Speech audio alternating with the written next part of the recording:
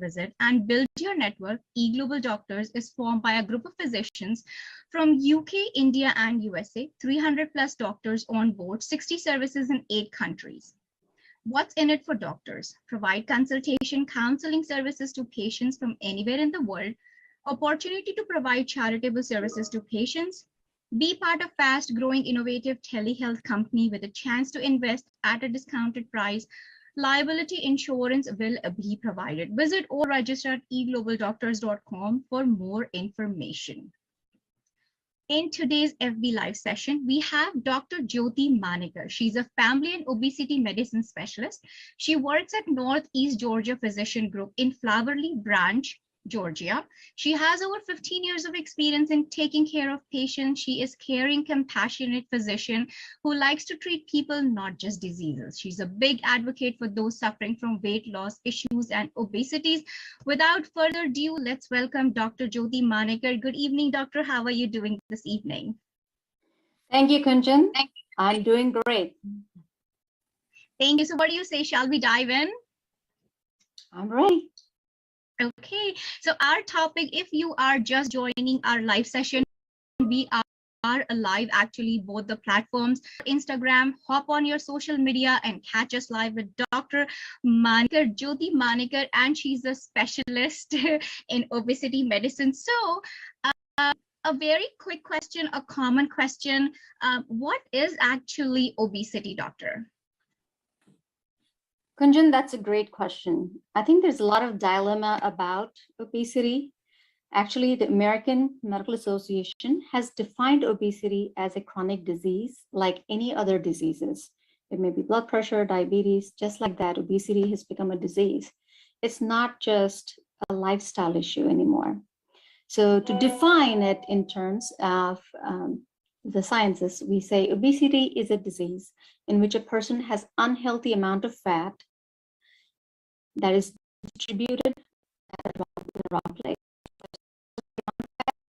Distribution of unhealthy fat in different parts of the body is known as obesity. Like some people might carry their weight around their waistline, some people may carry that weight around their hips, some people may have it around their shoulders. So fat visited the wrong place could be known as obesity. Okay, got it. I'm not going to tell you where I have, but I think I fall into one of those categories. So there is a common term that we hear, which is BMI. So how is BMI calculated? Sure. BMI is that number that is derived from your height and weight. So it's a ratio of basically height measured in meters and weight measured in kilograms. So you divide kilograms of your weight by your meter square of your height, and that gives you your number. Again, you don't have to use your math skills. BMI calculators are everywhere on Google. You just Google it, enter your height and your weight in kilograms, it'll pop up a number for you. And a lot of times women say, so what is my BMI? How do I know it? So that calculator will surely help you. And there's ranges of what's normal, what's elevated or overweight, and then what is obesity. So normal BMI is anywhere between 18.5 to 24.9. So usually roughly we say 18 to 25. Once you start going above 25 to 27, we call it overweight. When your BMI is above 30, we call it, obese. But again, for Asians, it's a little different though. So BMI in Asians, we usually say 18 to 22 is considered normal because we have a smaller body frame. Whereas above that is considered overweight and then obese. Okay, wonderful. So 18 to 22 or 18 to 25, that's our happy medium. That's our target that we should be. Perfect. So you got it. Thank you. BMI, we know it's 1822, 1825. Is there a difference BMI for a male and a female? Actually, BMI does not differentiate a male or a female that much because it again measures it for your height. And the BMI charts kind of show what is in the green zone, yellow zone, and the red zone. But I would say there's a limitation to the BMI. So for example, if a person is very athletic body type, then the BMI may overestimate the fat content in an athlete, or if somebody is very muscular, let's say it's a football player who's 300 pounders, but he could be more having more of muscle weight, but then the BMI will look like he's in that overweight or obese category. So usually body composition is not well defined by BMI. It just gives you the height to weight ratio. So some individuals may not fall into that good category. And also there's a bias with BMI in older individuals. So older people tend to have lesser muscle weight and more body fat weight. So their BMI or their actually healthy fat may look like it is a little bit less, but they may have more of the unhealthy fat just because they tend to have lesser muscle. Got it. Okay, so it's actually wonderful to have a calculation done by someone like Dr. Jyoti. So we don't sit here and contemplate what's good or what's right. So thank you. So we discussed obesity, we discussed BMI. I want to know that could actually cause obesity in someone. Absolutely, Kunjan. And there's so many reasons for assume that it's just a lifestyle, but it's all about the genetics, social life, the environment around you.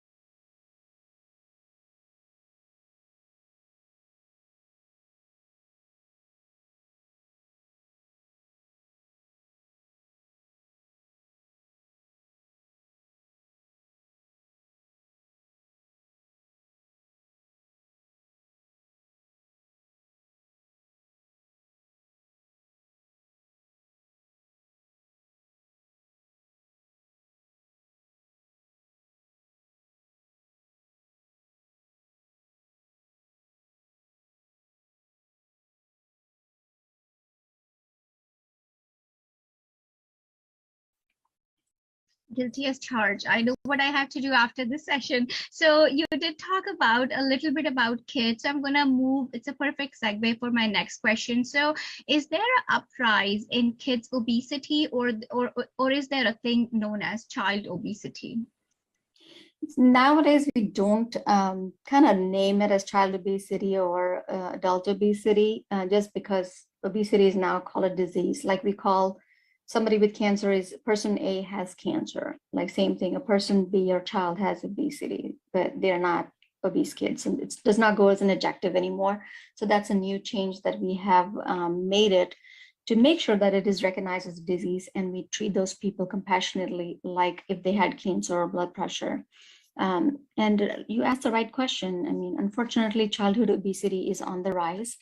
We are seeing at least 20% obesity in children, which means 1 in 5 kids is obese nowadays.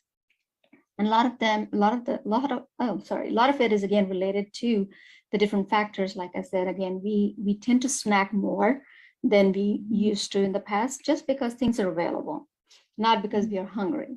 And also sugary beverages are around the corner everywhere. We're drinking water, but we're also drinking these juices or Cokes and things like that, which kind of add to the sugar content every day. So that makes it harder. And like I said, the lifestyle has included a lot more sedentary kind of lifestyle in our current status versus, when our ancestors or grandparents were around and doing things, they were more physically active than our generation is. So all those environmental factors affect the way childhood obesity happens. And whatever, if both the parents are working, it's going to be easier to find comfort foods, ready-made fast foods for a cheaper price. So calorie dense, if they're available for a lesser price, obviously people are going to adapt that. And that becomes a lifestyle. And that contributes to a lot of childhood obesity as well. And the bigger genetic factor is, we know if one parent is overweight or obese, there is 50% chance of the child being overweight or obese. And if both parents are overweight or obese, there is almost 70 to 80% chance that their children are going to be obese. So there's a lot of genetic factors that go into childhood obesity. Nowadays, they say that the statistics show that after whoever's been born after the year 2000, 1 in 3 kids are going to end up having obesity and diabetes, which is a very sad thing. So we need to be more aware of what's going on around us. It's a very scary statistics, and hopefully these sessions will actually help them to guide in the right direction of what needs to be done for their health purposes. So is there a way, can we prevent obesity? Can be prevented in the children, or if an adult gets an obesity? So what are some preventive measures? Absolutely. And the first thing I say is, when you want to prevent, is recognizing it. If you don't recognize it, we don't know what to prevent. And that's where I think the problem is, the lack of knowledge. So a lot of people are now seeing overweight kids as normal. They don't know what normal looks like. What I see is a lot of times parents bring in a normal weight child to me thinking that, oh, they're underweight, they're not doing well. And mom, I'm like, this child is perfectly normal. They're not skinny thin. They don't need to add any more weight. They're doing well. They're growing pretty normally on the growth chart. So you don't have to be concerned. So I think recognizing is a big thing.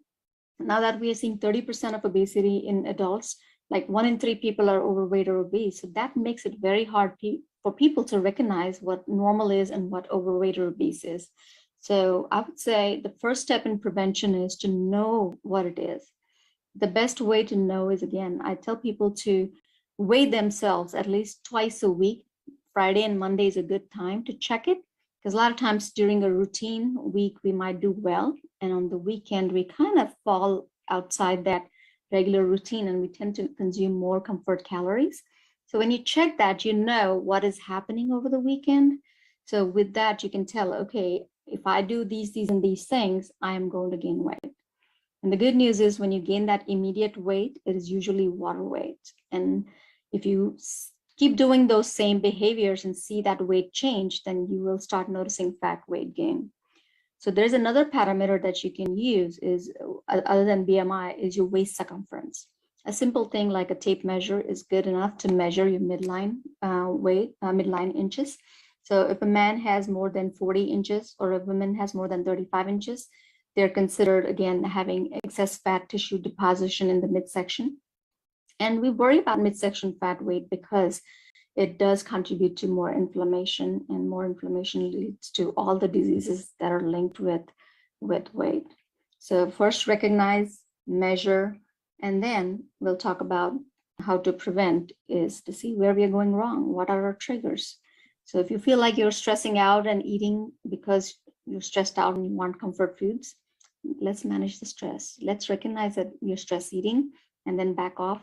Realize, what can we do to manage stress? What are the triggers and how to manage it? Maybe it's a counselor, talking to your primary care physician. Maybe you're anxious all the time, and whenever you're anxious, you tend to grab something sweet. So look at those triggers and that'll help. The biggest other problem is snacking. A lot of times we need to understand that we have enough nutrition within our body. Our body stores fat for future in case there is famines, and we don't have famines coming up. So we need to recognize that I do have enough calories stored in me that I don't need a snack after my breakfast in the morning. So try to eat your breakfast after 4 hours or 6 hours, eat your lunch after 4 hours, eat your dinner. You don't have to fill with any fluids, or, people come in and go, there's a donut in the break room, I'll have that, or there's a cookie, or there's a couple of almonds, oh, it's healthy, I'm going to nibble on some. But do we need that is a question.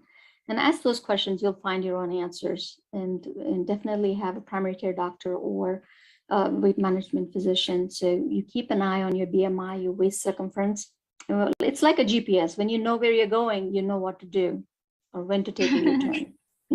Right. That's actually a wonderful way to put at it, that you know what you have to do and you know what you don't have to do. So I totally agree with that. It's just that I know, but sometimes my mind plays tricks on me. But thank you for that wonderful insight. I think that's why you're a subject matter expert. So thank you for keeping us in line and in straight with what can be done to prevent obesity. So you did mention on genes. So is it safe to say that genes do play important role when it comes to obesity? Yes, actually, there was a great study done where they took a couple of people. Actually, they looked at twins.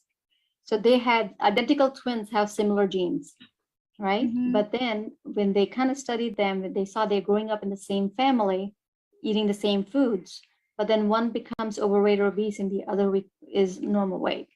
So that tells us that definitely there's genetic factors involved. So it's kind of back answering our own question, that unless there was a genetic difference, we would not have seen that in identical twins. Similarly, we have also seen how our environment affects us. For example, in a family where a child or someone is adopted, everyone looks alike. All of them look overweight or obese. And the reason being, they all share similar cultural habits, maybe eating behaviors, snacking behaviors, and so forth. So in that case, even if they're genetically different, they have some common environmental issues that put them at risk. And that's why we say overweight, obesity is not a single factor like eat less and move more. There's behaviors, there's environment, there's genes, there's hormones. There's almost 200 plus genes identified that could contribute to obesity. So don't beat yourself up. Again, think about your factors. And there's a very good line that comes out in this. They say that genes kind of load the gun, and the environment pulls the trigger. So it's multifactorial issue. It's not just one thing, unfortunately. Okay, got it. So then we know what obesity is. What are the preventive measures? Genes do play an important role, maybe not 100%, but very important. So let's talk about, if somebody is obese, are they at a higher risk for, for cancer or for any other diseases? Yes, Kunjun, that's what happens. Obesity, like I said, is a hormonal issue, and your hormones are your wireless connection in your body. So they talk to different systems in your body. So basically, all organ systems from your head to your toe are affected by the hormones. And usually, when we talk about obesity, we're talking about fat that releases inflammatory toxins. And these toxins play a significant role in causing several diseases. So for example, if we say everyone has the cancer gene or cancer cells somewhere in their body, because our body goes through repair every single day, when it's repairing and rebuilding tissue, sometimes there is a genetic miscoding. And your body kind of cleans it out, repairs it, moves on.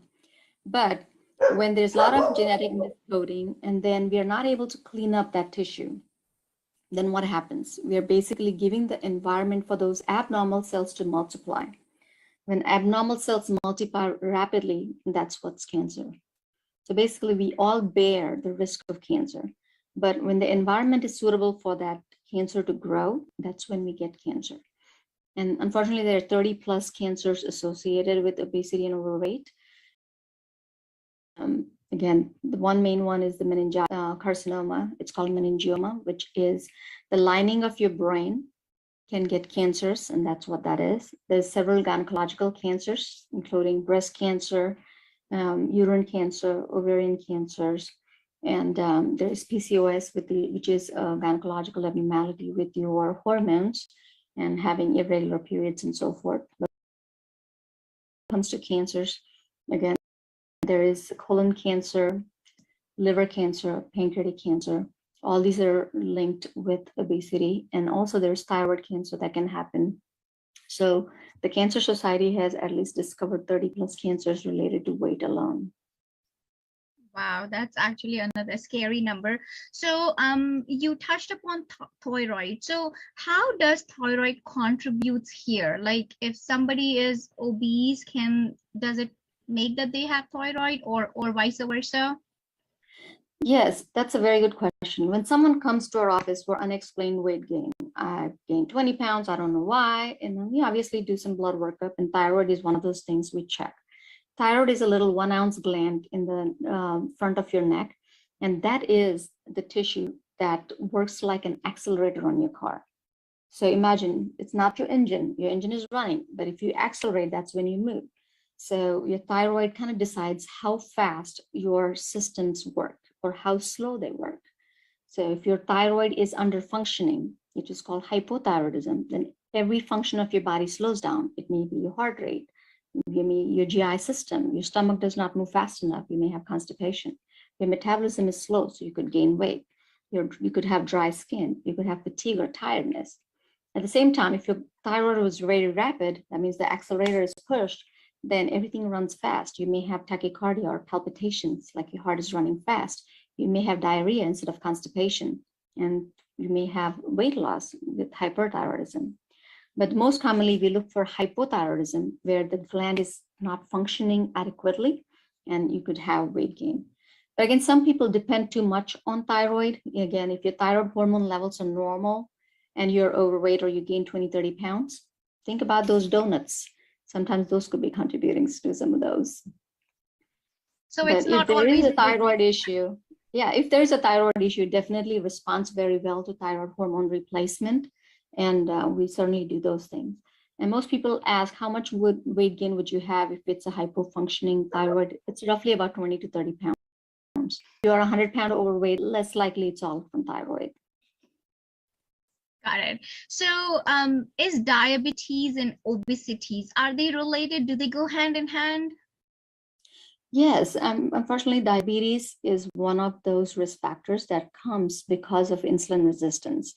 And insulin resistance, I'm going to try to simplify this as much as possible because it's a very complex concept. Let's say you consume some sugar. Immediately or if you eat, let's say, rice or candy or something, sugar releases into your circulation, right? And then there is an organ called pancreas that releases insulin to take that sugar molecules from your blood and put them into your cells where they need to function. So sugar is your energy. So insulin is that transport hormone. It takes that sugar, puts it into your muscle cells, other cells of the body, you utilize that for energy, and you're good. But then we consume a little bit more than what we utilize.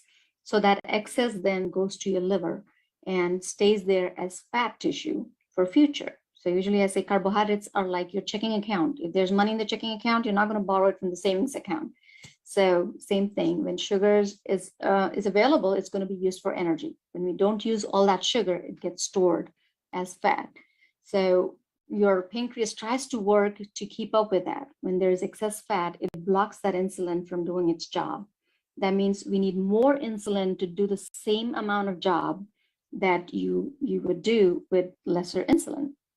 So to simplify it further, I would say if you need like 5 insulin molecules to digest, let's say, a donut. Now, as you gain weight, you would need probably 10 molecules of insulin to digest the one donut. So you're needing more and more insulin to do the same job. So that's called insulin resistance. And that's nothing but diabetes. That means that insulin is not effective to take that sugar and put them into cells. So that sugar sits in the circulation. So that means you became hyperglycemic. And when you have high sugar, you're a sweet person. So diabetics are usually my sweet people. That's a wonderful way to put at it. So I just want to quickly tell our listeners, our viewers, if you are watching us online or not, and if you're thinking about it, please hop on your favorite social media, Facebook or Instagram. We are live and we are talking with Dr. Jyoti Manekar about the obesity. So I'm gonna switch gears to obesity for a second here. And does obesity cause fertility issues? Absolutely. Again, I repeat myself, obesity is a hormonal issue. So definitely fertility is a lot related to hormones. So we see a lot of people, or a lot of people might have heard the terminology PCOS or PCOD, which is polycystic ovarian disease. It's part of that insulin resistance syndrome that we just talked.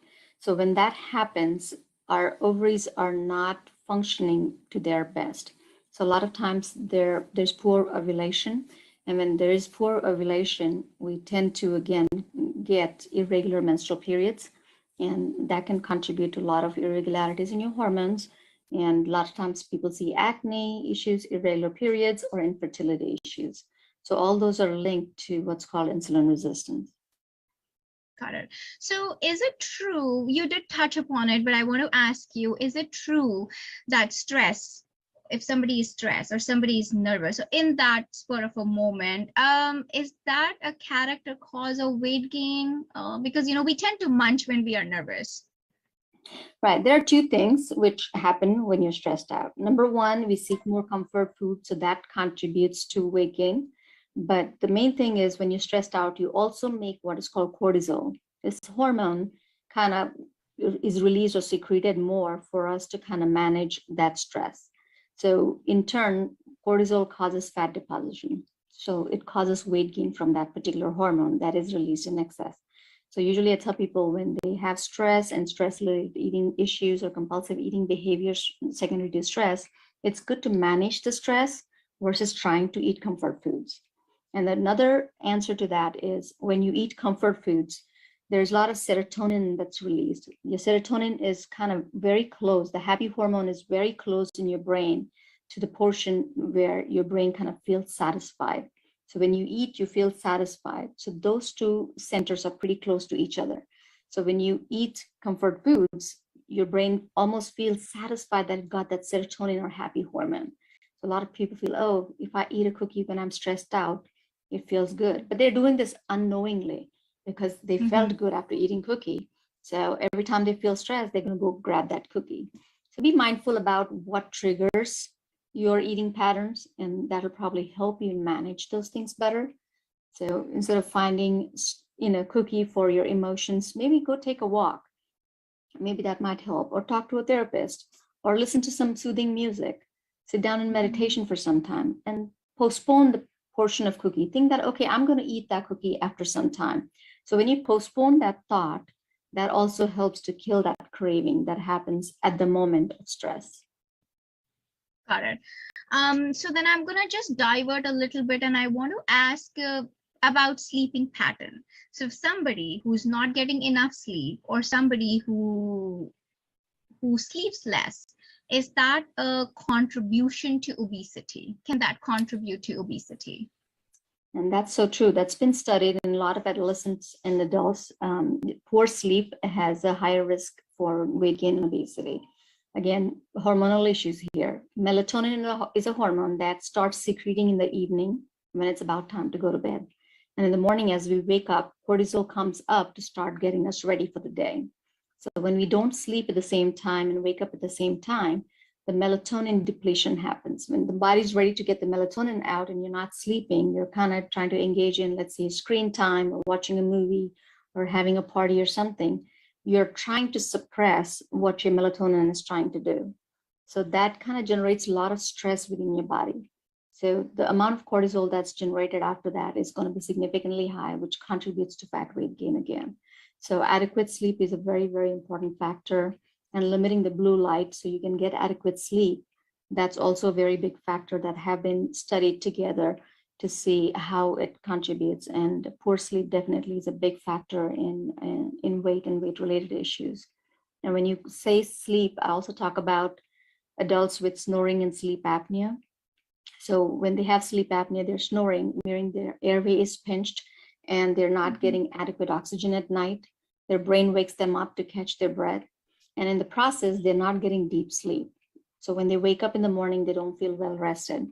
And especially these people undergo chronic stress with poor sleep. Imagine one night you don't sleep, the next day it's kind of spoiled because you're cranky, you're not able to focus, you're like, you just don't feel that day is productive. And imagine these people with sleep apnea do not sleep for days, weeks, months, years. So basically they wake up having headaches, they have daytime sleepiness, 3 o'clock, that crash, or they want to drink excess caffeine to stay awake. So they're pretty much working on a battery save mode. So whatever little bit of energy they have, they're going to utilize it to go to work and do the basic thing like getting up and going to work. So they do not have any energy to plan meals. They do not have energy to go and exercise or work out. So sleep has been a big contributor for those individuals as well. And it's kind of a vicious cycle. If you don't sleep well, you gain weight because you're tired. You're going to grab the comfort foods, easy to do things. If you're tired, you don't want to go to the gym. That causes weight gain. Now you gained weight, that sleep apnea gets worse or the sleep cycle gets worse. It just kind of feeds each other. So that's a very tricky situation to solve. So usually I say try to break that cycle of inadequate sleep, either with a CPAP machine or get your sleep study done. See how many times you stop breathing at night or how much oxygen is dropping at night. And if that's corrected, then you can lose that 5-10 pounds really quick. And once you do that, you are able to break the cycle and get through that. Okay, wonderful. Well, thank you for sharing that information. So we were talking about comfort food, eating disorder. So if a person, or is it safe to say that if a person is obese, they are suffering from eating disorder? We could say the other way. If they have eating disorders, they would probably likely be overweight or obese. The reason being, again, we talked about stress, so comfort foods come into picture. And a lot of times women don't say or talk about their stress. They instead manage it themselves because everything else is before them. So it's very commonly seen in women than in men, but it's common in both genders. So we try to hide our stress behind food. And when that happens, there's what's called compulsive eating pattern, where we compulsively eat. Even if we are full, we tend to eat to kind of get that same little serotonin or pleasure. So that's called compulsive eating disorder. The second thing is binge eating disorder, where people tend to, again, binge foods and then they go on a strict diet for a period of time, then binge again. And then once they kind of go wrong, they feel like they lost it. It's like all or none. And then they binge again. And then they're like, okay, I'm going to straighten out. I'm going to do this strictly. And they follow it for a while. And they're so strict that it's just hard to kind of keep up with it.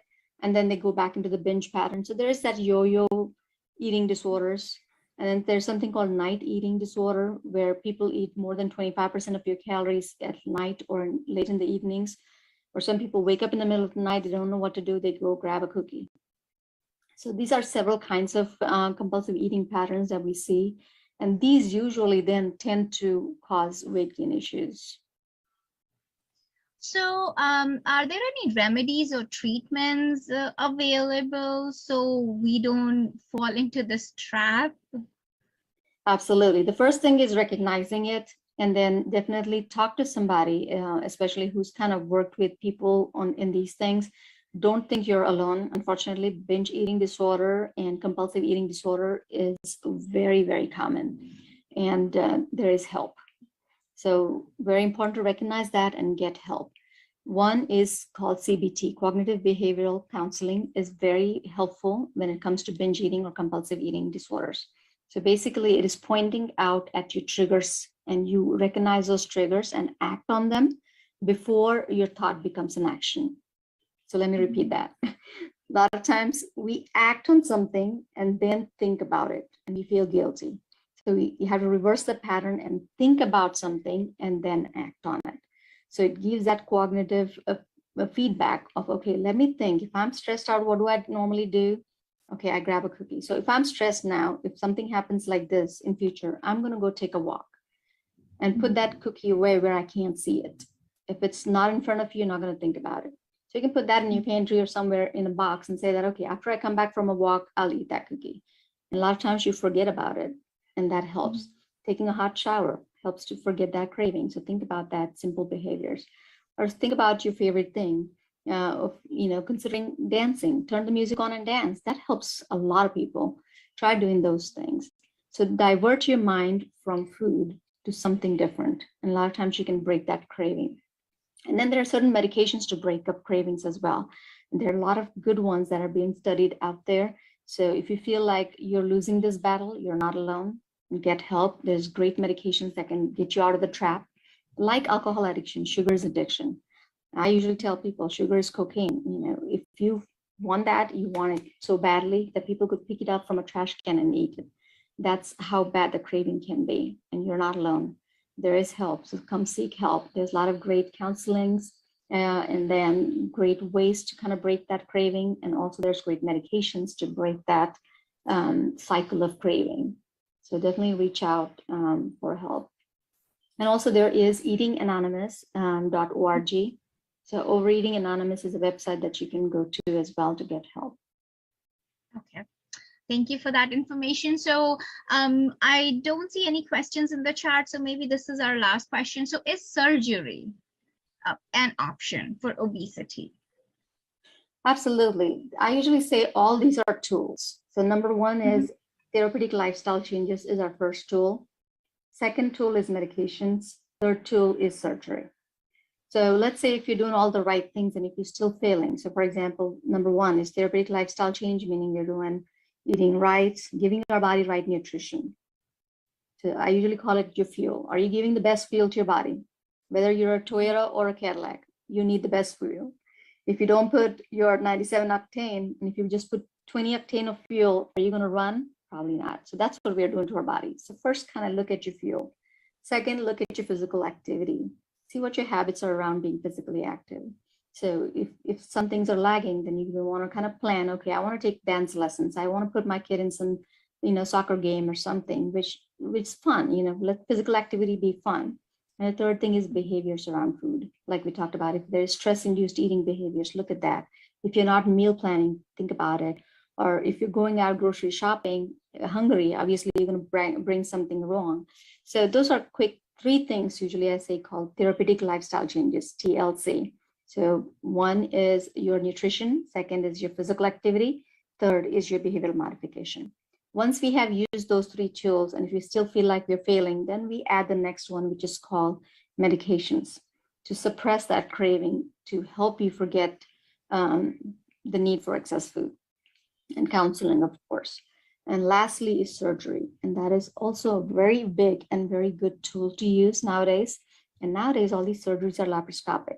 So laparoscopic meaning they have very little time, downtime, and they have great success. So like people used to have a little bit of appendix surgery and gallbladder surgery and used to be fine, bariatric surgery has become the same. It's come a long way. So it definitely can be life-saving. So somebody, let's say they are like overweight and they have hard time, then definitely consider this option. There is the gastric sleeve surgery, which is done laparoscopically. That means just with opening 2 inches in your belly, they try to go in and make those changes that are necessary.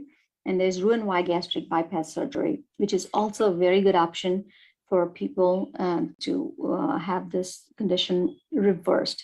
In fact, there's 70% remission of diabetes, which is the biggest thing that I like about surgery, is when you have Roux-en-Y gastric bypass surgery, a lot of my patients go off of insulin and their meds.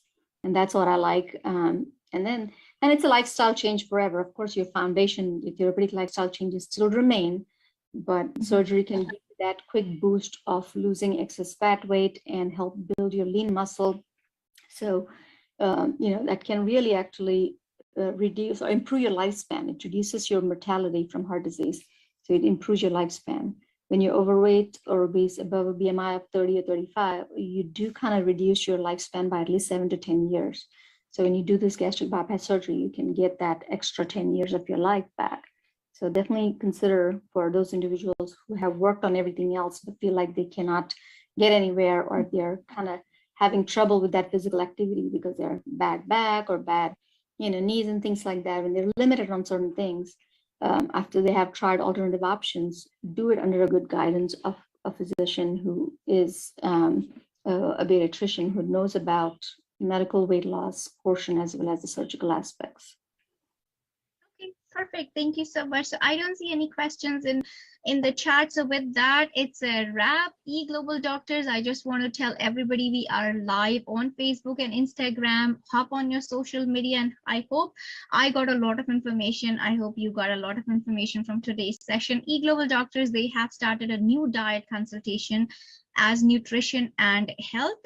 They have a variety of featured category, which is diabetes remission, detox program, weight loss, child nutrition, gut health, and umpteen number of other things. They help people understand the root cause of problem. They take in-depth case study. No fad diets are prescribed. Help people understand mindful eating. The recommendation are based on your individual taste and preferences. Healthy habit formation until you reach a specific goal. For more information, register or visit eglobaldoctors.com. I really appreciate Dr. Jyoti, your time. Thank you for giving your Friday evening to us. So before I let you go, any word of wisdom that you want to share with our viewers? Thank you, Kunjan. It's my pleasure to be here. My last word of wisdom is usually know where you are. If you know where you are, if you're satisfied with yourself, great. But if you feel like you need help, get help. There's a ton of help out there. Don't get confused with a lot of information on the internet.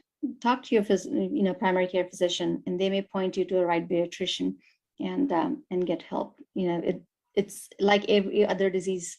Obesity is a disease and it needs help. And a lot of people try on their own, go through that yo-yo up and down.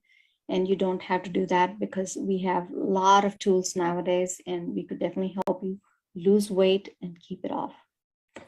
Okay, wonderful. Well, there you have it. There is a light at the end of the tunnel.